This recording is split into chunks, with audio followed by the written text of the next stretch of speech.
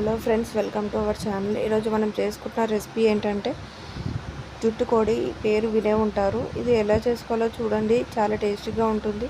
ఇది తొందరగా ఉడకదు, కానీ ఇట్లా కుక్కర్లో వేసుకుంటే చాలా బాగా ఉడుకుతుంది. అది ఎలా చేసుకోవాలో నేను చూపిస్తాను. ఫస్ట్ చికెన్ తీసుకొని ఒక గుండిలో వేసుకొని అది బాగా వాటర్ పోసుకొని అది బాగా ఇలా కడుక్కోవాలి.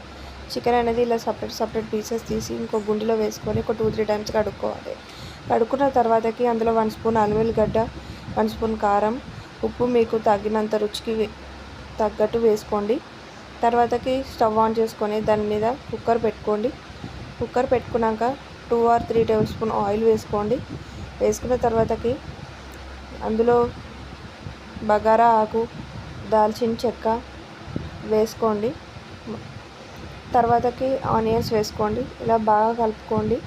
కలుపుకున్న తర్వాతకి అందులోకి 1 స్పూన్ పసుపు వేసుకొని ఇలా బాగా కలుపుకొని పసుపు అంతా ఉల్లిగడ్డలు పట్టేలా కలుపుకొని ఒక 2 మినిట్స్ మూత పెట్టుకొని తీసిన తర్వాతకి ఇలా రెడ్గా అవుతాయి.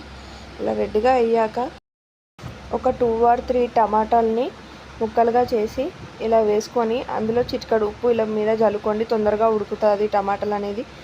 తర్వాత 1 మినిట్ మూత పెట్టుకొని తీసిన తర్వాతకి టమాటా అనేది ఇలా ఉడుకుతుంది. ఉడికిన తర్వాతకి ఇందాక మనం కారం, ఉప్పు, అల్లం వెల్లిగడ్డ పెట్టుకున్న చికెన్ని ఇలా వేసుకొని బాగా కలుపుకోండి. నూనె అంతా పట్టేలాగా బాగా కలపండి. కింది నుంచి మీదికి, మీది నుంచి కిందికి అంతా బాగా కలపండి.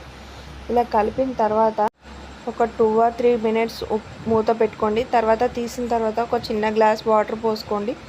పోసుకున్న తర్వాత మళ్ళీ కలుపుకొని తర్వాత మళ్ళీ కుక్కర్ మూత ఉంటుంది కదా, ఆ కుక్కర్ మూత అనేది టైట్గా పెట్టుకొని ఒక 10 మినిట్స్ దాకా, 10 or 15 మినిట్స్ దాకా కుక్కర్ మూత పెట్టండి.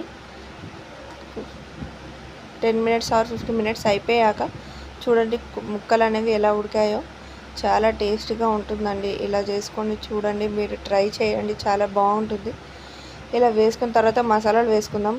ఫస్ట్ చికెన్ మసాలా, ధనియాల పొడి, గరం మసాలా ఇలా వేసుకొని ఒక 2 or 3 మినిట్స్, 2 మినిట్స్ మూత పెట్టి తీసాక ఇందాక మసాలాలు వేసాం కదండి, ఆ మసాలాలన్నీ బాగా కలుపుకోండి. ఇలా మొత్తం కింది నుంచి మీదికి, మీది నుంచి కిందికి ఇలా ముక్కలన్నీ కలుపుకొని అందులో కొత్తిమీర అనేది గార్నిష్ చేసుకోండి. ఇలా చేసుకున్న తర్వాతకి మనం వేరే గిన్నెలోకి సర్వ్ చేసుకోవచ్చు. సర్వ్ చేసుకొని ఇది మనము వేడివేడిగా అన్నంలో, జొన్న రొట్టెలో కానీ, చపాతీలో కానీ, పూరిలో కానీ ఎలా అయినా తినొచ్చండి. చాలా టేస్ట్గా ఉంటుంది. ఒకసారి మీరు ట్రై చేయండి. బాయిలర్ కోడి అంత హెల్త్కి అంత మంచిది కాదు.